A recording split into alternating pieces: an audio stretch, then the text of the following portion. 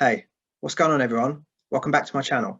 I'd like to introduce a new series of videos called Natter with Nilan. In this video series, I'm going to be chatting to a variety of talented and interesting people that work in film and TV. I'm really excited to be doing this, and I'm very grateful to my generous guests who have given up their time to speak with me. Today, I'm joined by film festival director and film producer, Rico Johnson-Sinclair. And here he is now. Rico, how are you? I am good. Yeah, we got a little bit of sun today, so I'm quite myself.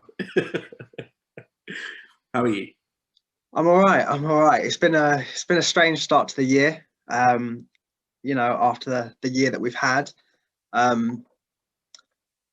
I feel like every conversation I have, you know, when I speak to people, instead of just saying how are you, I feel like adding how are you in these crazy, unprecedented times. How has lockdown and the pandemic been in general for you? I think, well, when it started, it wasn't really any different from how I'd been working anyway. At that period of time, I was working remotely for Coventry City of Culture because I obviously was based in Birmingham and was working on CineQ Festival. So I was kind of oversubscribed anyway. I think the first big hurdle that I experienced due to the first national lockdown was the cancellation of CineQ, and from then it just kind of spiraled. However, I think like in terms of my well-being and especially in terms of my career, like I'm actually fine. I'm one of the lucky ones. I know that this is disproportionately affected some of like my community especially, but I think I've been really lucky. That's cool. That's cool. I'm glad it hasn't affected you too bad. I would say that the one thing that I can sort of relate to in terms of, you know, the film and TV industry is that things just got a hell of a lot busier. So for example, with BFI NETWORK, I joined them a week before lockdown. So I never really got to see what network was like in the real world. My experience was purely online content, which was great because it was like a massive learning curve. But a lot was happening in a short space of time, and I had to sort of jump on that and sort of get used to it. One of the interesting things I found was what was going to happen to film festivals. Obviously, people were thinking ahead about London Film Festival at that point, but obviously there was many more festivals before that that you know we've got to get through first. And yeah, it seemed like a lot of them were going to be putting them online, and one of them are digital festivals. I've never really experienced that prior, so I didn't know what to expect. I didn't know whether you could just put the films online and people would watch them and have that same experience and that same interaction and that same engagement. So I thought that would be really interesting. But something that you did was you organised the BFI's first Pride house party. Is that correct? It did, yeah. How was that in terms of it being an online celebration? I think first of all, understanding that for me, it was a bit of a test, but then also it was kind of like retribution because my own festival had like been cancelled literally about 2 months beforehand, and there wasn't enough time for that to go online because it was literally like due to happen on the 24th of March, and we went into national lockdown the week before. So there was no way I could have, and I ran that myself. So for me, the BFI Pride House Party was a space for, you know, queer people who are going to be isolated to come together and celebrate. And, you know, being very much online a lot of the time, I encountered all these different people doing all these different amazing things. I encountered queer house party who do regular house parties from their home using their digital setup to get people dancing, to get people engaged in the queer community, and knew that I wanted to do something like that, something that still felt like a celebration, especially because everything was so dark at that period of time.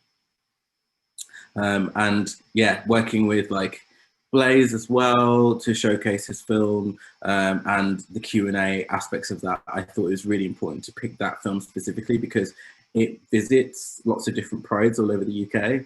So there was still a way for you to have like a almost like a detached but invested experience in Pride generally.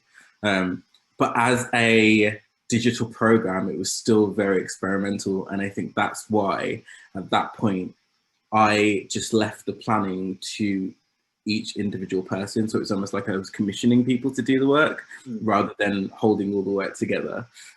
So Queer House Party ran their own house party. The BFI, the BFI platform, the BFI player housed the film, and then we just did the Q&A via Zoom. So it was all really simple and easy to do. Comparatively now, I mean, I've just finished a 10-day queer arts and culture festival with a 15 film program called Shout Festival, and that was a completely different ball game. So yeah, it was complex at first because it was new. I think after a while I've kind of gotten used to it, but I think the most important thing with like online working is to realize that there's there's so much content that's almost like online has been saturated. So actually one of the most important things that you need to think about is how to market your content specifically to your audience, but also to make sure that it's not amongst a bunch of other content that's happening online that week. Yeah, there's a lot to think about. You mentioned CineQ, which is a film festival that you're the director of. What is happening with that? Well, sorry, can you give us a bit of information about CineQ for those that don't know, and also what are the plans for 2021? Has that been announced yet, or are you about to release that? So CineQ is a queer film festival here in Birmingham that prioritises the perspectives of queer, trans and intersex people of colour. So 50% of our programme is by and for queer, trans and intersex people of colour. Also, we try and keep our programme as balanced as possible because we realise that there's so many different perspectives in our community, but also Birmingham especially as an area. My experiences of growing up in Birmingham as a queer man has been that it's very segregated and actually like not very inclusive.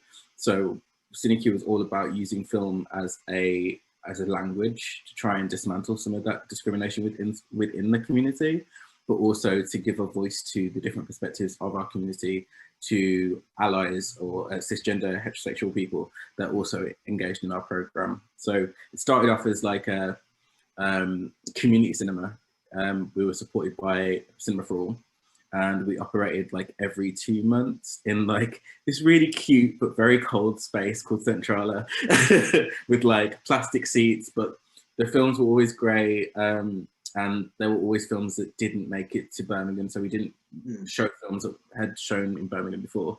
And then we also put some of the focus on short films as well, because I think short films are great for like showing a range of different perspectives. So yeah, we continued like that for about 1.5 years, and then I thought to myself, like, I kind of want a festival. Birmingham deserves a festival. So then accessed my local film hub, which is Film Hub Midlands, got loads of support on how to develop CineQ into a festival, and then it's been all go from there really. It's like, it's still, I feel cheating. I feel like I'm cheating when I say like, I'm the director of CineQ. I'm not the director of CineQ. I'm just the only one that's working on CineQ. So I'm kind of just calling myself the director, but yeah, there are lots of people that help with CineQ, like during the festival period, and conversation with this one incredible woman called Denise Blackman, who's going to be helping me run CineQ into the future, especially because like, CineQ needs to exist in Birmingham specifically, but I'm actually moving to London, so oh wow, yeah, it needs a Birmingham face. When are you moving to London? Next week. Oh. Moving during lockdown. Yeah, it's like top tip, by the way, if you're ever thinking of moving cities, especially moving to London, right? So if you can get a housing association house or a council for house in your local area or your local authority, there's this thing called Home Swapper, which means that you can swap your council house for any other council house in the UK, as long as the other person agrees.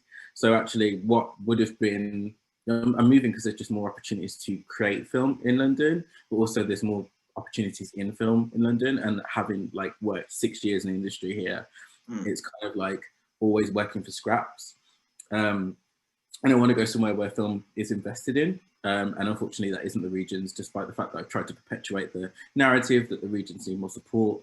But yeah, so I basically was looking at what I could do, thinking about the last time I was in London and how I was in like a shared house, and my rent was £950 a month, and I had to come back to Birmingham, and like found this great 1-bed apartment in Brixton for like £500 a month, because this woman wanted to move to Birmingham and I wanted to move to London, so we've literally just switched houses, and it's like it's a council system as well, so it's literally my local authority and her local authority talk to the housing associations and do it all for you, which means it's completely safe as well. So I'm not just like moving to London without knowing what can really happen. So yeah, top tip.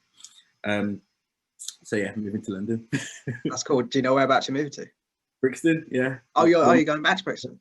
Yeah. I'm at one bed flat in Brixton for £500 a month, and I'm super chuffed about it. That's cool. But yeah, going back to CineQ, yeah, the future of CineQ is a little bit uncertain at the moment, because like we access funds from the audience fund from our local film hub. However, because of coronavirus, the audience funds just aren't there. It's mostly about cultural recovery, which is completely understandable. But that obviously detrimentally affects CineQ and whether CineQ can operate. So I think instead of the festival approach, which we've done in previous years, we're actually working with a lot of the local cinemas who have accessed the Cultural Recovery Fund, who are looking at opening, to find ways to implement the queer program as part of their general program, which is always what CineQ was supposed to be anyway. Like the fact that it was a separate festival was like that because it needed to be like that, because nowhere was showing queer film, because there wasn't a proven audience for it. What CineQ had to do was prove there was an audience for it, prove that CineQ could be well attended, which it did, thankfully. And now cinemas are looking at CineQ to help program queer film as part of a sustained program within their cinemas. So I think for the next year, particularly, like we are going to be working with cinemas to try and like think about some titles that wouldn't make it to Birmingham otherwise. And then next year we'll start looking at whether a festival really works for Birmingham or whether we can continue with that sustained program approach. That's cool. That's good to hear. I mean, if it was going to happen this year, when about would it be? It would be in March. So we run the festival every March, like just before my birthday, which is always a really bad idea. Yeah, so it would have been like March the 20th to March the 24th this year, but it just couldn't happen. If it did happen, it would be a completely online festival, and we actually just finished an online festival. So like I said, I was the festival manager festival manager of the festival here in Birmingham called Shout, and also the festival director of CineQ. So in November during Shout Festival, I just amalgamated the two. So a lot of the licenses I had for earlier on in the year for CineQ, those distributors and filmmakers were still willing to give me those licenses. So I just used all the licenses I had for the festival in March and put them together with the festival in November. So we've literally just had a festival. So we had like 14 titles, completely digital festival. So it would have been silly to have a festival in November and then have another one in March. Yeah. So that's why we're going with the approach that we're going with. Yeah, makes sense. Sounds cool. I was going to say, something you and I did recently was help set up and organise the Beats Summit event. Can you talk a little bit about that, sort of what the purpose behind it was, how it went, and what the next steps are? Yeah, so Beats is an amazing organisation that is trying to find sustainable ways to improve visibility and representation for British East and Southeast Asians. So during the Beats Summit, it was like an industry focused event where we spoke to some of the people that are commissioning like film and TV in the industry. And we were trying to, I guess I don't really want to say it like that, but we're trying to convince people who might not necessarily have like lived experience as a British East and Southeast Asian to start authentically commissioning British East and Southeast Asian content.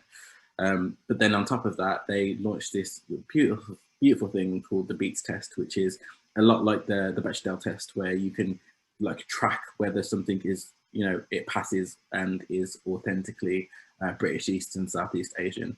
And working with that team was so incredible because I learned so much from them. I hope that they learned some stuff from me as well, but it gave me an insight into like almost like the commonalities between the Black community and the British East and Southeast Asian community as two examples. Obviously there is the South Asian community as well, and there's disabled communities as well, who all have to vie for representation, but it also kind of like completely rules out this narrative that we're all vying for the same representation. Like there's only like a finite amount of opportunities out there for like people that would be considered one of the protected characteristics. So that was refreshing. That was really refreshing. And yeah, they're just doing a really great job about holding the industry to rights without making it feel like, you know, they are being particularly cantankerous or anything. So yeah, it's nice. Yeah. Do you know what the sort of next steps are? Because I know that the summit event was like a big, not necessarily a starting point, but it was a big moment for them. Yeah. In terms of next steps, do you know what is sort of on the horizon? Yeah, I think that this was the first Beats Summit, but I think from here on out it's probably going to happen every year, and every year they're going to track the progress of the, you know, the Beats tests, the things they outlined within the Beats Summit. They also have like a directory of British East and Southeast Asian like film professionals on their website that anyone can access to make sure that those that are from that specific experience are working in the industry and given opportunities to work in the industry. It also gave like several case studies to work against, and what we found is that actually there were only like 2 films in the last like 30 years that passed the Beats test, because it's because of tokenism and like authentic casting or inauthentic even like development, script writing, or an inauthentic director. So yeah, I hope we're going to see some more change in the industry. I know that like unfortunately a lot of people that work in the industry have currently got this mindset where they're just like, we just need to last, we just need to survive. And so the kind of like the thoughts around developing or growing just aren't there at the moment. But I'm hoping that when, you know, coronavirus recedes, there'll be space for like some like real conversation about how we get change on the ground. Definitely. No, it sounded amazing when I first heard about it. I'm glad that I got to play a very small part in sort of getting that going, and it's good to hear the plans of how it's going to be, hopefully in the very near future. That's great. Yeah, absolutely. Along with hosting events, along with running film festivals, you're also a film producer. You're a very busy guy. I am. Very busy guy. That's not a good thing. It's not something that is joyful. It's I do produce. Well, to say I produce films is like I've produced one BFI network back short. Yes. And so, actually, so you produce a short film called Sweet Mother. That is correct. Which was, as you say, BFI network backed. The one thing that struck me was that this appeared to be quite a personal film for the director, Zena. She actually wrote an article for BFI network. I'll put the link in the description below for people that want to check that out. It's a two-part article with another filmmaker called Rosanna Griffiths. Great article, great articles, I should say, plural. And yeah, I read that recently, and yeah, Zena was talking about how it was a very personal film, especially the confrontation scene with the character's mother, I believe. I wanted to ask you, as a producer, what was it like to work on a film that meant so much to somebody else? That was a really complex relationship, and also, like, to put it into perspective, I've produced many things before, but this was my first time producing a short film, and it was literally because because the story was so authentically Black, so authentically Nigerian, and the amount of like Black producers, Black queer producers that are just starting out were thin on the ground. So my experience, and also I've always wanted to work in film. Like I've always wanted to work in film production, and my whole career so far has been because I haven't had the opportunity. Because like I used to live in London, the opportunities weren't there when I used to live in London because I was very new. I had to come back to Birmingham where there wasn't any film production going on that I had access to. So I got into film exhibition, developed a career in film exhibition, and then somehow found my way back to production, which is great. I'm happy about it. But yeah, so that relationship, building that relationship, was based around the film. Both me and Zena saw a lot of ourselves in that film. It's very similar to my experience of coming out as well. The only difference is like, so I'm half Caribbean, half Nigerian, but on my mom's side, I'm Caribbean. And so my experiences in coming out in a Caribbean family were very similar, like very religiously enclosed, very confrontational. And so like I left my family home at the age of 16. I went back again like when I was 20 years old for about 6 months, and then left for good. And I haven't spoken to my family since. So there was a lot of like of that pain and that kind of like that resonance within the scripts, which I found really compelling. The complexities of producing a film that the director is so intrinsically tied to, was felt throughout. And at times it was a really powerful thing, it was a really potent thing that helped the film. And at times I felt, especially because I was new to that dynamic of being a producer, felt like I couldn't impede on parts of the story because it was so personal. But I think we found a good step in the end, me and Zena, and we found our footing. But yeah, it was tricky. And afterwards, I kind of implemented a rule that from now on I was going to do one for them and one for me, where I do like one film that's a project for someone else and one film that's a project that nourishes me. So actually like putting in a couple of applications to the network fund this round, one for me as a writer director and one for me as a producer on a separate film. So trying to stick to that like one for me, one for you kind of dynamic. Yeah, no, the one for me, one for you thing works. Like I know actors do it a lot when they first start out. I think they have to take what is there, but with the promise that, you know what, if I take that for financial reasons, then I need to take something else for creative reasons.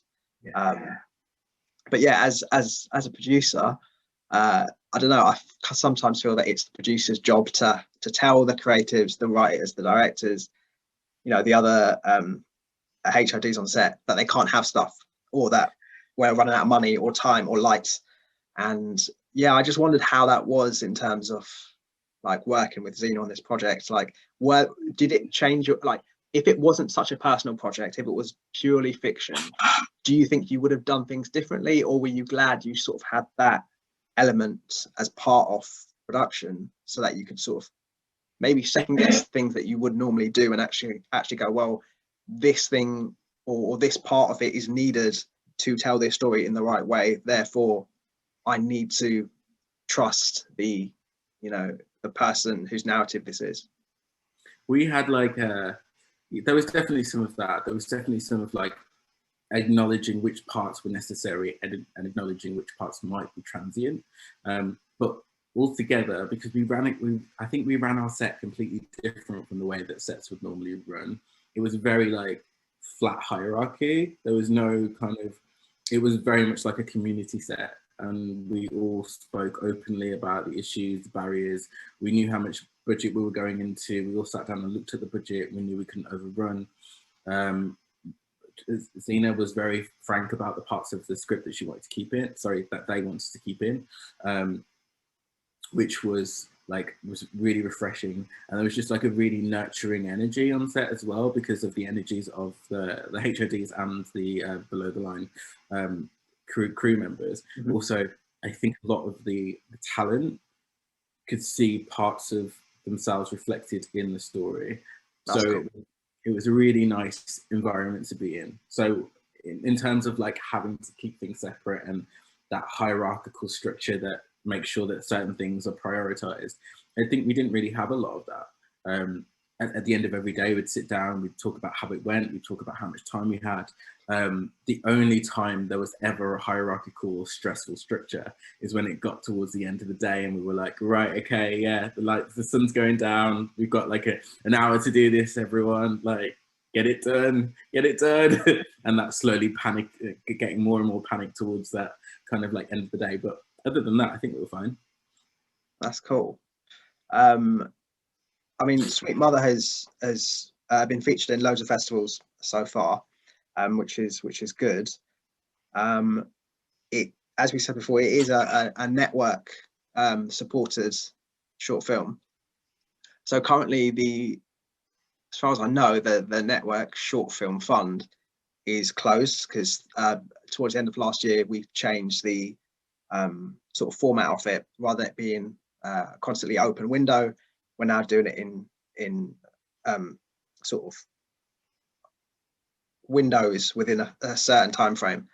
And yeah, I'm sure there's going to be people out there that, you know, especially this year, after it feels like everyone has had to sort of hold off on their creative sort of ambitions last year. It feels like this year everyone's sort of going, no, I'm not really willing to wait. I'm going to put myself out there. I'm going to make a film. I'm going to write a script. I'm going to do what I have to do. And yeah, I feel that when the network short film fund opens again for its next window, there's going to be a lot of people wanting to apply for it and wanting to see whether they can get support and funding for their stories. Could you talk a little bit about how the process of you of the film Sweet Mother, how it got the support of network and what that process was like throughout production, like how they supported you? I think that when we first started, Zena was already in like deep talks with the talent exec for the North. And also, like, I think it's fair to factually say it's a lot easier to get funding if you're not in Central. If it's not Film London, it's way easier. Like me speaking to my talent exec on this round. So we just put in for a round for the round in November for all of the reasons that you just said, because we were really conscious that people had spent the last year working on the scripts, being in creative, and they were going to get their scripts into the fund soon, their projects into the fund soon. So despite the fact that I had a festival in November, we still tried to make the November date to hand in that script and get that project sent off. And that was far easier for me, I think, being part of the Film Hub Midlands. So my talent exec was Midlands, and I felt that mirrored in working with the Film Hub North and the talent exec being North. So yeah, Zena was paired with the talent exec really early on, and there was a lot of development before we were even ready to put in for that fund. I think that we worked on the scripts and we were in conversations for about 9 months before we were like ready to put in, and then we put in for so yeah, our production was a little bit of a mess. So we put into the fund, and then we just waited. But while we were waiting, we were doing like things like finding locations and looking for talent, but we weren't really doing it gung ho.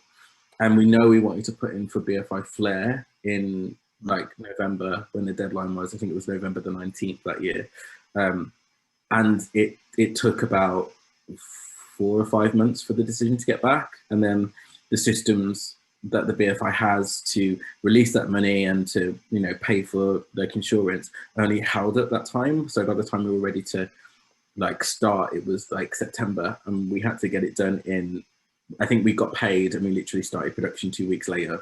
Wow. So it was a really kind of like fast turnover. Yeah. And luckily we'd been working on it with the assumption that we were going to get it, or rather the assumption that if we weren't going to get it, then we'd still find a way to get the film done. And I think that saved us quite a lot. And we managed to finish post and everything. I think we finished on like the 9th of November. So we had like 10 days to get it in for Flair, which followed our release strategy. yeah, and thankfully we got selected, so woo. But yeah, like in terms of the engagement from the Film Hub and from the BFI, it was there, but it was optional. So like they were kind of like, we're here to support you with anything you need, but you need to ask us. Luckily, we had like a exec producer that was working with us on everything, who was really kind of like invaluable to that process. But in terms of like the access that we needed to the talent execs and the BFI network generally, the film was pretty simple, so we didn't really need that. If it had been a more complex film, if we'd have ran into trouble, we could have accessed the BFI network, but we didn't need to, not really. There was only one thing that kind of like threw us, and that was like shooting a short with a child, right. Which I would never recommend. We didn't know what we were doing, and we kind of knew that we were going to shoot during the week, and we didn't factor in the fact that children can't shoot during the week without a signed letter from like the school and the local authority. So we waited on that, and then the local authority were like, we're not signing for like a day. We're not getting them to miss a day's worth of school for this short, which is low paid. And then we had like a big faff, and we got around it, and then we had to figure out how to get the child and their mother to like Sheffield from London, and then back, and then thinking about like renting a car or like getting a driver, and whether we had budget for that. Yeah, that was super stressful, but we got it. got there in the end. Absolutely. Yeah. For the people that are thinking about applying to the Short Film Fund when it does open, what advice do you have? What kind of things would you say to them?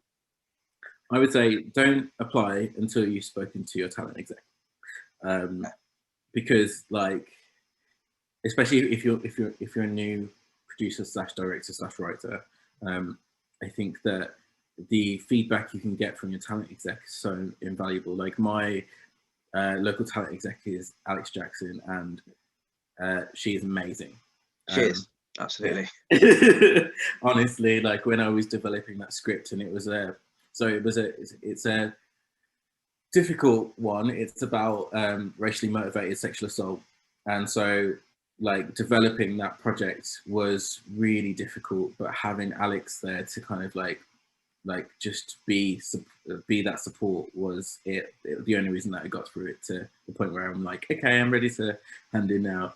And then when that last minute scramble came, when I was like, oh right, yeah, I need a producer, but also I need a producer that's authentically either anti-racist or black and queer, because like you can't write a script about racially motivated sexual assault and then have like a cis straight white producer, because it doesn't make sense, and it will affect the film invariably. And until we all have equal opportunities in the industry, like we all need to kind of focus on the stories that we can tell, or we should tell.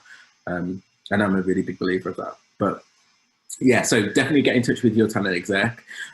Make sure your budget is well made. I would spend at least a month researching the costs and putting those costs into your budget. Because not only does that help your application, but if after you get the money and you're working to a budget that doesn't make sense, you will feel the burn of that. It will ruin your production. That's really good advice. Honestly, yeah. it is.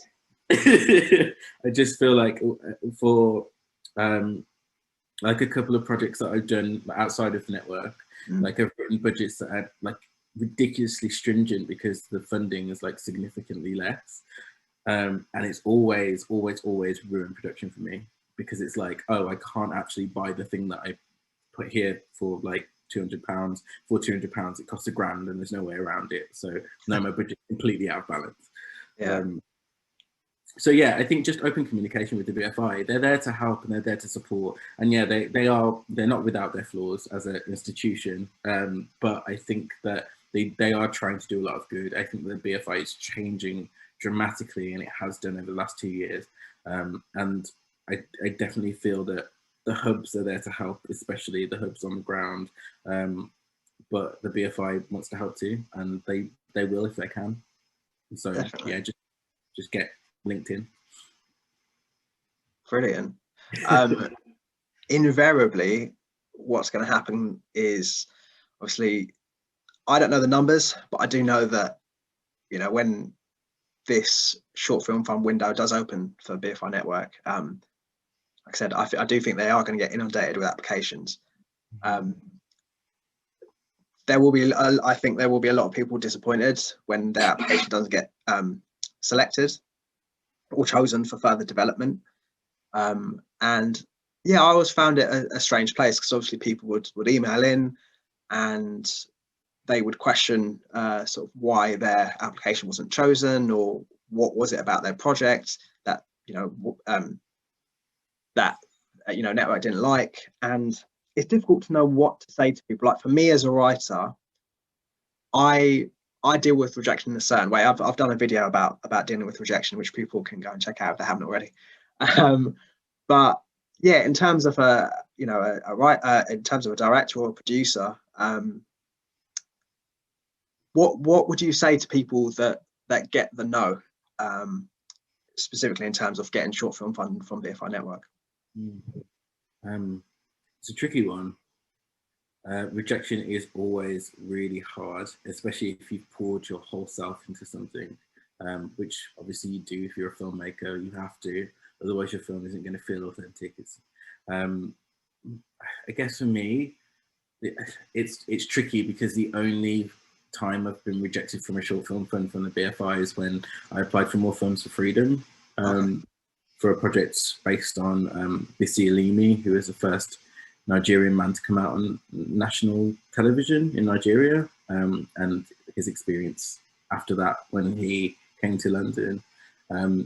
And we got some really positive feedback. I think it's just about, you have to be resiliently optimistic, and stop thinking about the ways in which you failed, but actually the ways in which you succeeded, to reconfigure your application to try again and again and again. Unfortunately, the way that Britain, the UK is set up, is there is not a lot of money in film that isn't through the BFI or through local authorities or through public funding.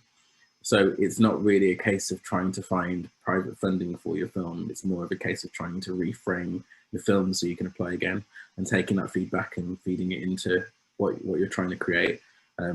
But yeah, it's just about being resilient. It's just about like biting your bottom lip and saying like, right, okay, maybe not this time, next time, and that's it.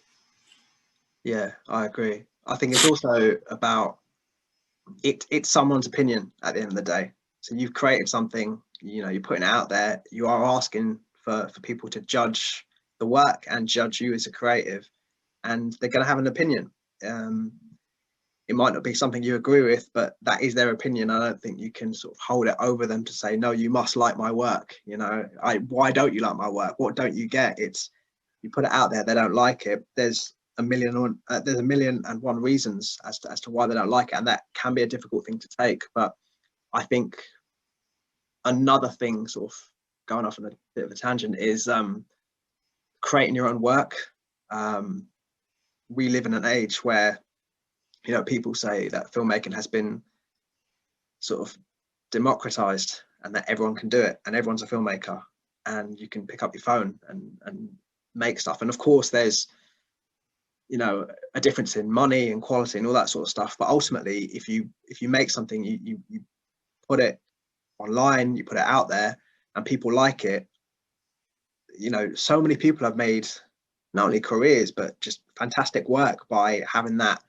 I'm not going to wait for permission or funding or an opportunity from the establishment. I'm just going to sort of do my own thing. And at the very least, you've made something and you've learned from it.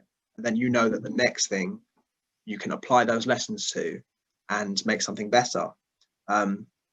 So yeah, I agree with you. I think it is massively about resilience. And as I said, constantly telling yourself it's just someone's opinion, and not blaming them for that opinion, and also considering whether is this something you can make on your own. Does it need that budget? Does it need all that funding? Can you, if it's a 20-minute film with a lot of things that you can't take out. Can you take out the best scene and film that and use maybe that as a teaser for, you know, funding for the bigger short, or maybe as a teaser on its own as one scene, it makes for a great piece of work. Like, one of the best advice that I've been told as a creative is, if you've got something that's part of something bigger, but that something works, make it bigger. Like, maybe that's the whole thing. Yeah, I completely agree with that. And I would also say, like, it's important to remember that, like, no one's film is bad. No one's film doesn't get funded because it's bad. But comparatively, there are so many applications in at that point, at that time, that if you submitted exactly the same application the following round, it might have gone through. Like, it's just part of it's luck, part of it is that, you know, the bulk of the film, what you have, and also just part of it is just having a great team around you as well. I think that goes a really far way. But yeah, resilience, and it's easier to say and it's harder to do. But I think it is just about realizing that unless you bounce back, you're not going to get any better. And it is that kind of, like, film is a tricky one, and I think I've only just realized this, that you have to do it again and again and again and again and again for you to get to a place where you want to be. I think everyone that starts a film is like, I want to make this film, and they have it in their head exactly the way they want it to look. But a lot of the time, we're starting out in the industry, especially if we're going for the BFI, which is specifically BFI Network, which is specifically there to develop new filmmakers. We're not even at the stage where we can make the film exactly the way we want it to, exactly the way that we see it in our heads. So I think it's just patience and resilience. Yeah, you'll get there eventually. Definitely. And, like, that, if you have this film and you are determined to make this film, then there is nothing stopping you from making that film. It's just about how it gets made. Yeah, 100%. One thing I want to talk to you about, and I'm glad to be able to talk about this with fellow person of color, because I don't really get that opportunity that much, is representation. Now, there's been a few words, you know, a bit of different terminology that people like to use. People like to use the word diversity, people like to use the word inclusion. I personally don't necessarily like the word diversity. I don't know, I think it's turned into a bit of a nothing word. Inclusion, I'm a bit more happier with.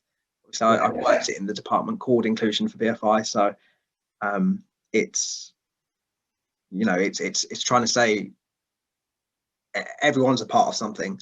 But for me, I think the word that maybe means the most, or the word that I associate the most or relate to it the most, is representation. I wanted to ask you what the word representation means to you in the context of the film and TV industry. I think also, going back to the words diversity and inclusion, I think diversity is just what exists, and inclusion is implementing it into an organisation or whatever you want to make inclusive. And I would also, like, representation for me is equitable equality. So it's recognising that, like, someone that has a speech impediment needs more access than someone that doesn't. And so therefore treating people equally would put the person with a speech impediment at a disadvantage. It's about, like, having equitable solutions to the problem of equality and the problem of inclusion. And sometimes that means giving someone extra support. Sometimes that means giving someone a voice when they don't have one. And sometimes that means, like, well, in our industry, it means that we have to be more conscious about the things that we've historically taken for granted, and realize that the societal differences that are precursors to our current state, our history as a society, has had a detrimental effect on the equality and inclusion of the industry, of the film industry.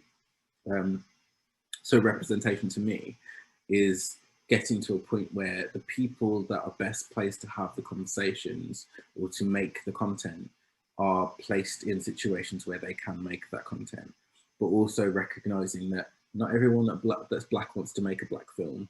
Not everyone that's South Asian wants to make a South Asian film. Like sometimes we just want to make films and we want the skills and the knowledge to be able to make that. I have in my mind, and I'm sure you do, the sorts of representation that we want to see down the line in the near future. What for you do you not want to see anymore? And what for you do we have to start to see in order for the real, genuine structural changes to happen in the industry? I think the two I find completely abhorrent are performative allyship and tokenism. I don't want to see any of that. It's too much. Like, especially recently with the Black Lives Matter resurgence, we're seeing a lot of, especially funders, change the structure of their funding. And what that actually leads to in the industry is people that don't want to fundamentally adopt the attitudes of inclusion are being tokenistic towards like minorities and protected characteristics in order to get their film funded. But what that actually does is put them at a disadvantage. Like there is a huge detriment to being the only Black person on set, especially when there's content that's Black and you aren't able to use your voice to be able to make that content more authentic. You're not there to serve any other purpose but to be a warm body so they can access funding. And that for me is like the worst kind of the worst kind of tokenism, because I fundamentally am disgusted by any scenario in which I don't have a voice as a human being, because that is oppressive. So not only am I being oppressed in society, I'm being oppressed in the crew, on the set that I'm working on.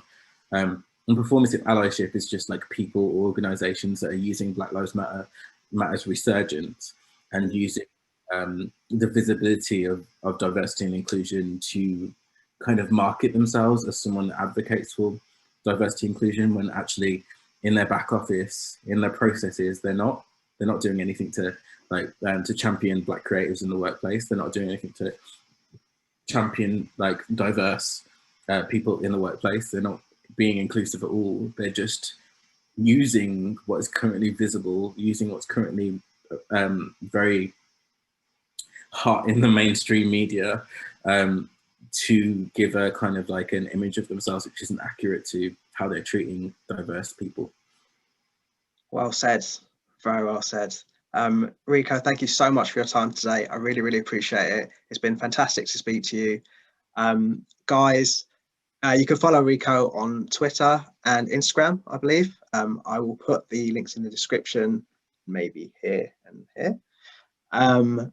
But yeah, thank you guys for listening. Rico, thanks again, and I'll see you guys later.